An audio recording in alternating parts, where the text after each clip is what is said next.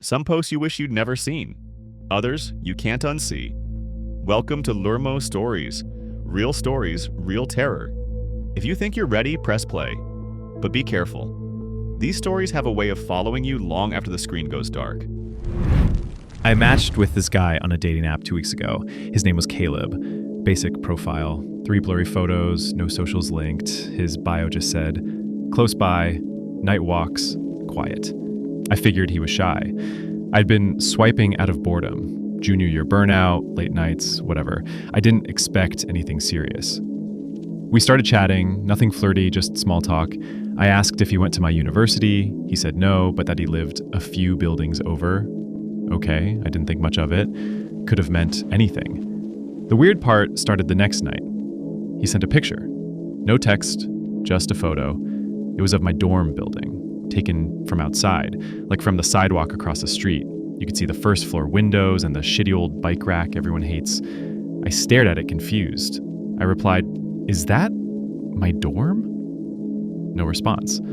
Hours passed. I went to bed uncomfortable but told myself it was just a lucky guess. Maybe he followed me on Insta and saw something. Next morning, another photo.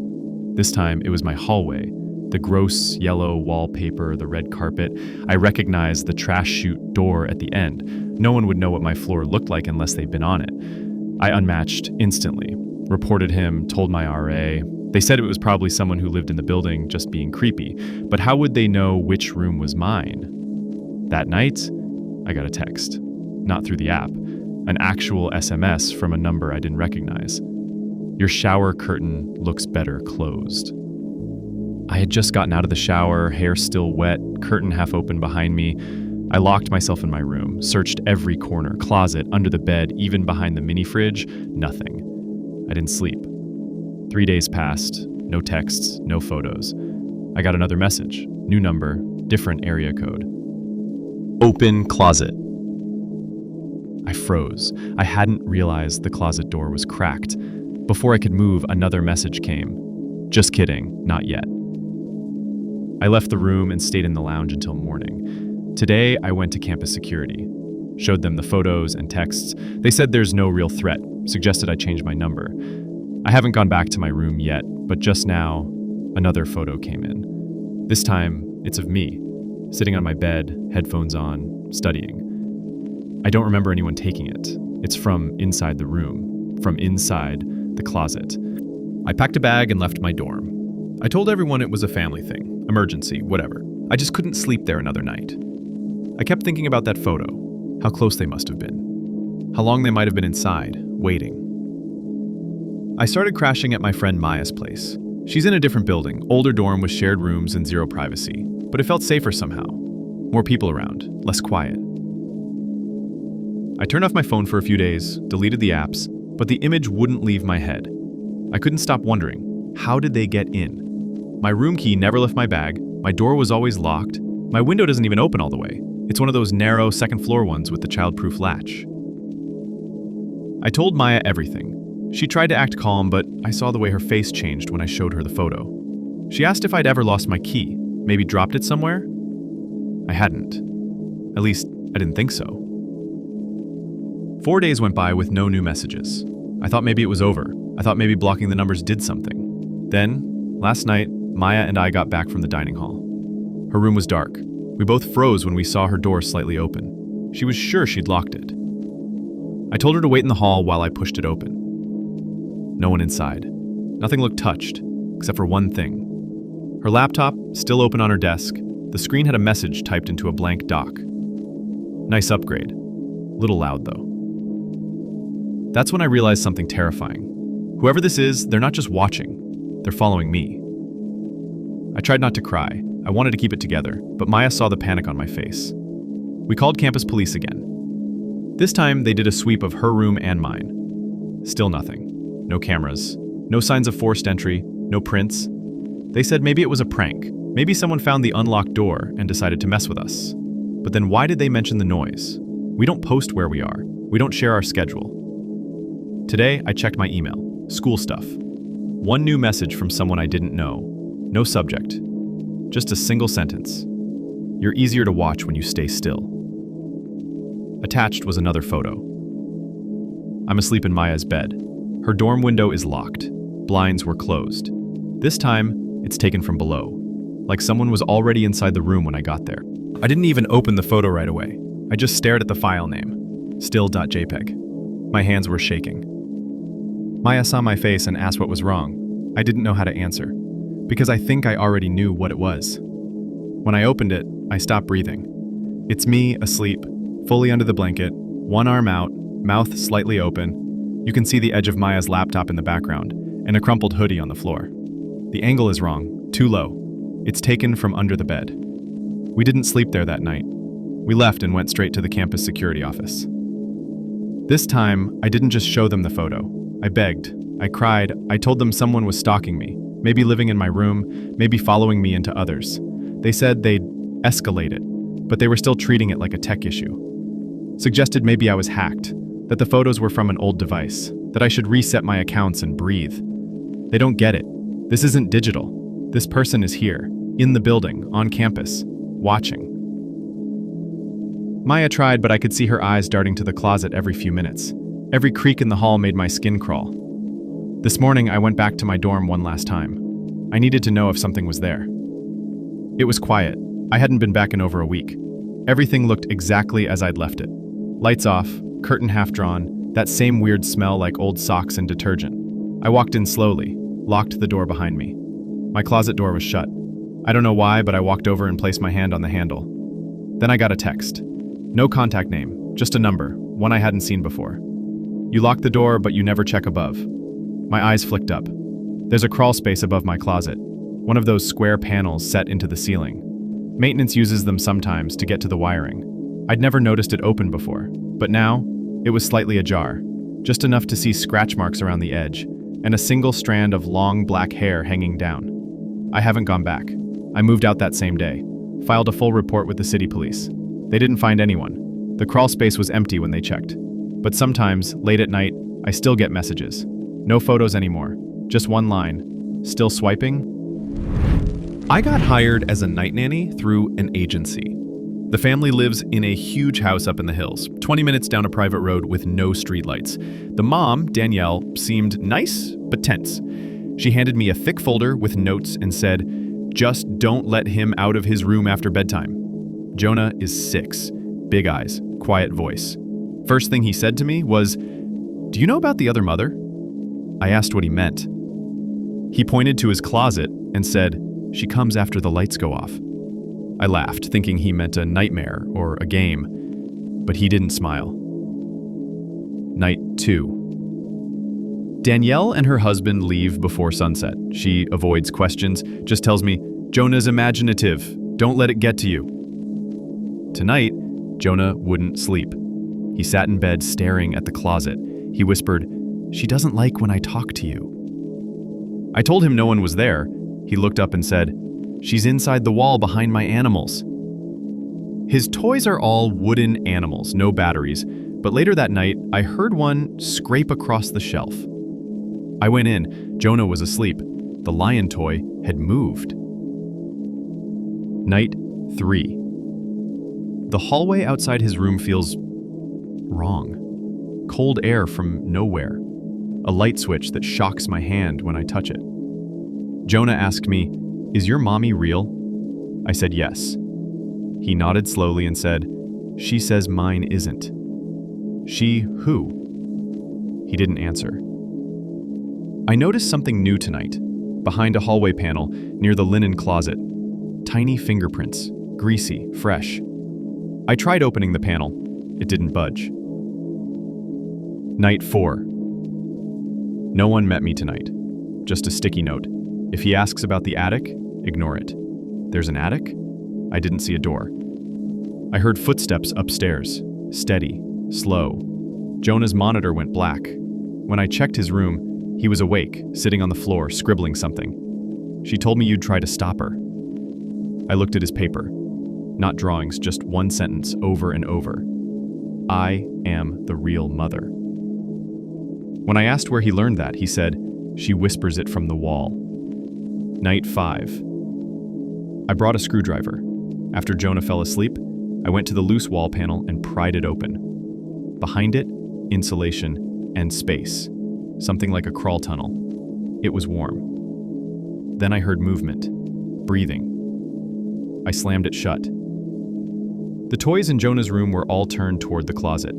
The door was open. Night 6, I thought about quitting. I almost texted the agency, but I can't leave Jonah here alone with whatever this is. Danielle didn't answer my call. When I arrived tonight, Jonah was already in bed, but wide awake. He looked relieved to see me. "She's mad," he whispered. "She wanted it to just be us again." I asked what that meant. He pulled the blanket over his head. "She said you're messing things up. She said you used to sleep more." That sentence stuck with me. Used to sleep more. I stayed in his room, sat in the chair by the door, just watching, listening. Around midnight, he started to hum in his sleep. I leaned closer, thinking he was dreaming. But then I heard something else, a second voice, behind the closet door. Low, wet. I couldn't hear the words, just the rhythm, like someone copying Jonah's humming, just a beat behind. I opened the closet, nothing inside, but the smell, warm dust and something sour. Night 7. Tonight I found the attic, pulled down stairs in the hallway ceiling, no light switch. I climbed up with my phone flashlight. It was mostly empty, old furniture under sheets, a rocking horse, boxes, and drawings. Hundreds of crumpled pages, scattered in a circle around a blanket on the floor. Same words, over and over. I am the real mother. I am the real mother. They weren't in Jonah's handwriting. I backed down fast, didn't sleep, just waited for morning. Night 8. I came early. I needed to talk to Danielle. She finally answered the door. Looked like she hadn't slept in days. I told her what I saw. She went very quiet, then said, "You need to stop listening to him. He's confused. He tells stories." I told her about the tunnel behind the wall, the attic, the voice. She looked at me and said, she hasn't talked to anyone else before. Only him. Then, softer, she doesn't like when people interfere. Before she left, she kissed Jonah on the forehead and said, "Be good, don't let her out." Night 9. The panel in the hallway was open when I got there. I swear I closed it, screwed it shut. Inside, the insulation was pulled back. The tunnel was bigger. I shined the flashlight in. Something moved, fast. I didn't stay. Jonah's door was shut. From the inside, I knocked. No answer. When I opened it, he was sitting on the bed, smiling. "She said you found her room. She said it's okay now." Then he whispered, like it was a secret, "She's already in the house." Night 10. I parked farther down the road tonight. I needed time to think before going in. I sat in the car for 10 minutes, just watching the house. All the windows were dark, but I saw movement in the upstairs hallway. Jonah, I thought, but it didn't look like him. Inside, the house was cold, too quiet. No hum from the fridge, no ticking clocks, like the whole place was holding its breath. I called out for Jonah. No answer. When I reached his room, he was in bed, eyes open, blanket up to his chin. He didn't blink. "She said tonight's the last night," he whispered. "You'll sleep soon, like the others." I asked what others. He pointed at the wall behind his bed. "She keeps them quiet now." Later that night, I went back to the attic. I don't know why, something told me I had to see it again. The blanket on the floor was gone, so were the pages, all of them. Just dust and an empty corner now. When I turned to go, I heard the floor creak behind me, but no one was there. Downstairs, the hallway light had been smashed. Glass in the carpet. I found a new drawing on Jonah's wall, crayon on the paint. A tall woman with no face, just black lines for a mouth. She had 6 arms, in each one, a toy. Final entry. I was going to quit. I had written the email, but when I showed up tonight, the house was wide open. No car in the driveway, no Danielle. Inside, every drawer in the kitchen was pulled out. The couch cushions slashed open. Jonah's closet door, gone, ripped off the hinges. And written on the wall in something that looked like marker, but smelled too strong, too raw, was one sentence. "You shouldn't have stayed awake." I found Jonah hiding under the bed. "She said you're next." I took him and left. I didn't look back. I'm staying at a friend's place now. The agency says the family's number is disconnected, but last night Jonah stood outside the guest room and said, "She still comes. She follows the quiet ones." Then he leaned in and whispered, "She's in your walls now." I'm writing this down because it feels necessary, even if it unsettles me. My patient E has been telling me something that I'm struggling to process. E is a quiet, anxious man in his mid-30s. He's been coming in for months, originally for general anxiety and mild paranoia, nothing extraordinary. But lately, he's been describing a figure that follows him, a man he calls the Watcher. This Watcher doesn't threaten or speak, he just appears wherever E goes, always lurking just outside of direct sight. The way E describes him is disturbing. The Watcher's face is never clear. Sometimes it seems like a blurred shape, shifting and unreadable. E seems almost desperate for me to understand what he sees, but I can't. At first I wrote it off as paranoia, but the persistence is strange. E claims he's been followed for months, and the figure appears more often now. Then today, E mentioned another patient of mine, L, a woman in her late 20s. He said she's being followed by the same man. I was taken aback. These two patients have never interacted, and I've always kept their cases separate. I asked Elle about it during her session. She was hesitant but admitted to feeling like someone was watching her. She couldn't describe it or see anyone, just an unsettling presence she couldn't explain. The overlap made me uneasy. Is this shared delusion or something else?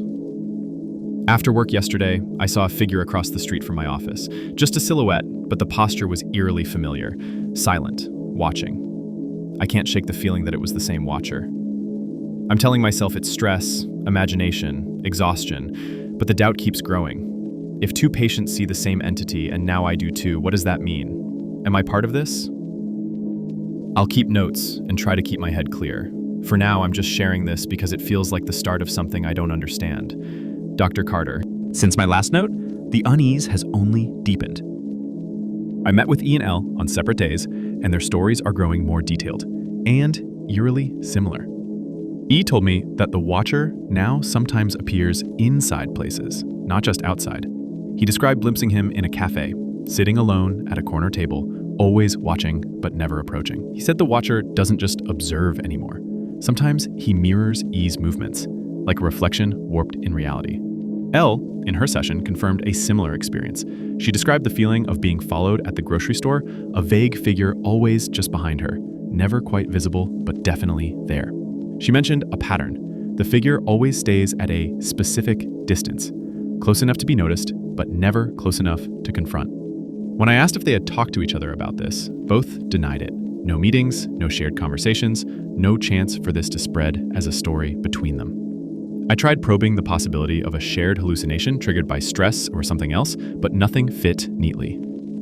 More troubling, I'm starting to see signs in my own life. After finishing with E's session yesterday, I walked out and caught sight of a man standing just beyond the entrance of my building. Not looking at me, just waiting. I blinked, and he was gone. I'm aware how this sounds. A therapist admitting he might be losing grip. But this isn't paranoia. I check my surroundings more now. I notice shadows where there shouldn't be any. And sometimes, I swear I catch a figure out of the corner of my eye, standing still, always watching. It's like this presence is tethered not just to my patients, but to me as well. I've started keeping my office door locked during sessions, even though it's never felt necessary before. My usually calm sanctuary feels suddenly exposed. I don't know if this is some kind of shared delusion between me and my patients, or if there's something more. Something that none of us can name, but all sense. I'm trying to maintain clinical distance, but it's getting harder. I don't know how to proceed. Dr. Carter.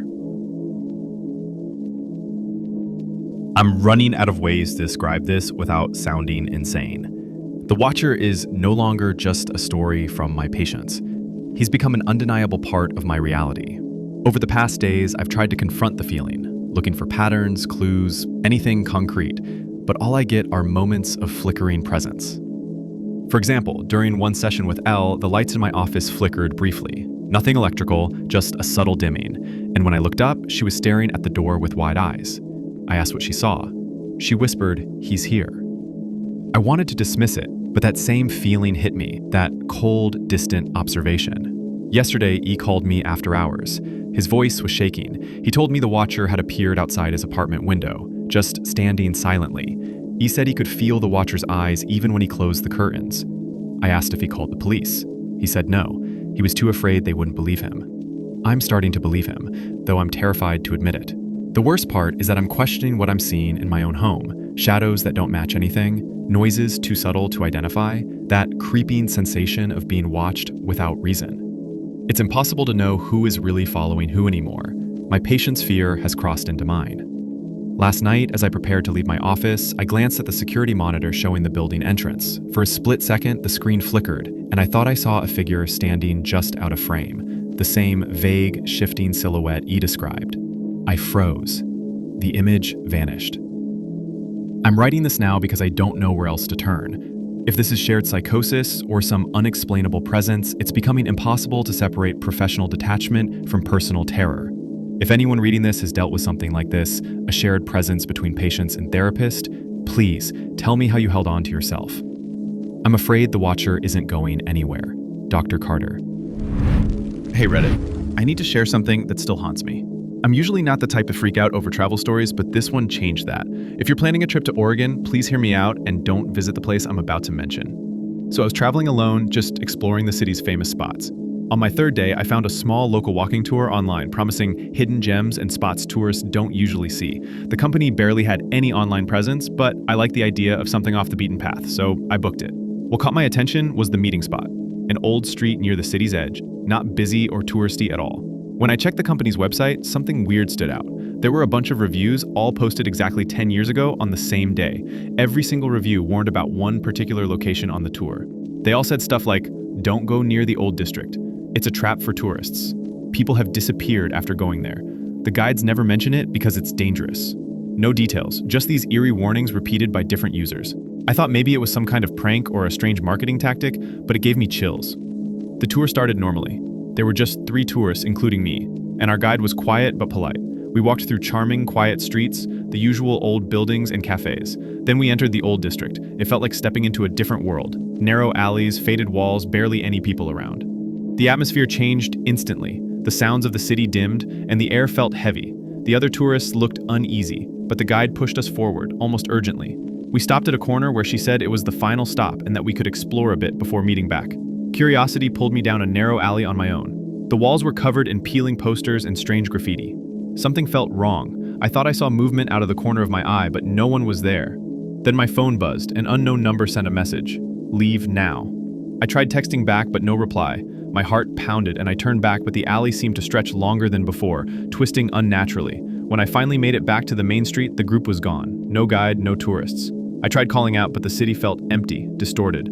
I found a cafe and got help. The staff said they hadn't seen anyone like us all day. The next day, the tour company's website vanished, and so did those old reviews.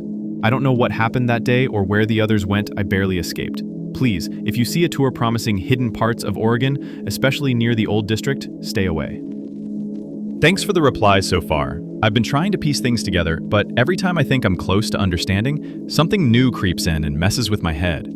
After I got help at that cafe, I stayed the night nearby, but I couldn't shake the feeling that something was watching. I wanted to contact the other tourists, the guide, anyone who was with me, but no one answered. I even tried looking up their names online, but there were no results. It was like they never existed. The strangest part? When I checked the area the next day during daylight, everything looked normal. The alleys that felt endless before were just regular streets. The old district was just an abandoned, rundown neighborhood like any other. Nothing unusual. I asked locals about the tour company, but no one had heard of it. A few people gave me confused looks, and one older woman just shook her head and said, "That part of the city is best left alone." When I pressed why, she changed the subject. I kept scrolling through the old reviews I had saved from the website, those warnings from 10 years ago. Something about the timing bothered me.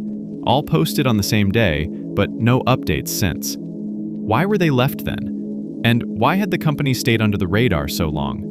That night, I dreamt about the alley again. But this time there were whispers. Soft, impossible to understand, but definitely voices. I woke up sweating and my phone was dead. No charge left, even though I'd plugged it in all night. In the days after, I noticed something else. On the rare occasions I got service, I'd get texts from unknown numbers, usually just a single word or short phrase like, "Stay out," or "They watch." Sometimes just symbols or numbers that made no sense. I showed the messages to a friend I met online who's into urban legends and local myths. He said it sounded like digital warnings, the kind people might send if they felt trapped or wanted to keep others away. He mentioned some old disappearances connected to the area, but nothing concrete. I tried to visit the old district again to get answers, but every time I approached, my phone would die or lose signal. Even the locals started acting weird whenever I brought up the place, eyes darting away, hurried goodbyes. It's like something doesn't want people talking about that part of the city. And maybe even more terrifying, something doesn't want anyone going back. I'm not sure what to do. I've stopped looking for the others. I think they're gone. But sometimes when I'm alone, I swear I hear footsteps behind me, soft breathing too close to my ear. I know it sounds crazy, but I have to warn you all again. If you see that tour advertised or hear about the hidden corners of Oregon, don't go there. Some places are hidden for a reason. All right, this is the final part. I don't know if anyone will believe me, but I have to get it out there. After days of trying to ignore it, I finally gave in to the strange texts. One night, I replied to one that said, "Look behind." My heart was racing as I turned around, but nothing was there. Just an empty room, the shadows long and still. The next morning, my phone buzzed with a new message from the same unknown number. A photo. It was grainy, black and white, showing the alley from the old district. But in the corner, there was a figure, standing in the shadows, too blurry to tell who, but definitely watching. That was the last straw. I tried to reach out to anyone who might have gone missing in the area, but all official reports showed nothing unusual. The city's records were clean. It was like the disappearances were erased. Then I checked my phone again. The message thread with the unknown number was gone. So was the photo. It was like it never existed. And yet, I keep seeing that alley in my dreams, feeling those eyes on me. I haven't been back to the city since. I keep telling myself it was just a strange coincidence, a trick of my mind. But sometimes, when the lights flicker, or I hear footsteps when I'm alone, I wonder if I ever really left that old district behind. So, Reddit, if you ever come across a small, barely known tour promising secret parts of a city, especially one with weird warnings from 10 years ago, don't ignore them. Some places don't want visitors. Some tours aren't really tours, and maybe, just maybe, some disappearances aren't mistakes. Stay safe out there. The chilling stories may have ended, but the fear lingers. There's always more where that came from. Thanks for joining LurmoStories. We'll keep the dark stories coming, just for you.